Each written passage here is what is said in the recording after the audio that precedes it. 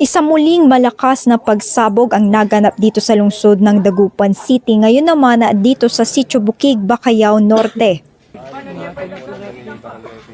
Binulabog ng isang pagsabog ang kasagsagan ng pagdiriwang ng Pasko sa Sitio Bukig, Bacayao Norte sa lungsod ng Dagupan noong mismong araw ng Pasko pasado alas 8 ng gabi. Sa lakas ng pagsabog, ilang mga kalapit bahay ang napinsala kabilang ang tinatayang 6 na bahay sa tabi mismo ng pinangyarihan ng insidente. Grabe, sabog ton talaga dyan.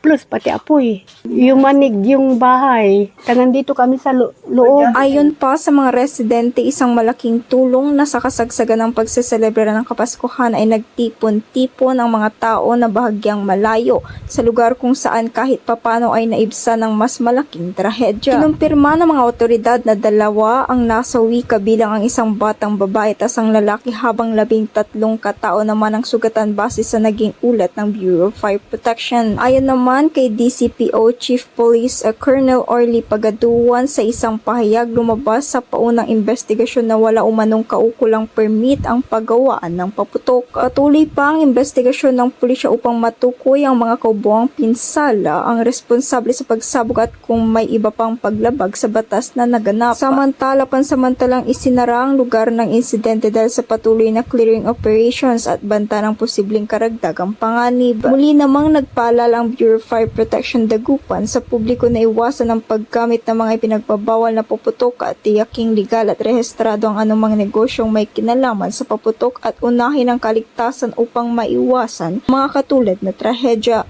Kasama mo mula rito sa IFM News Dagupan, ito si Idol Denise Brillante, Tatak, IFM. IFM News. IFM News. IFM.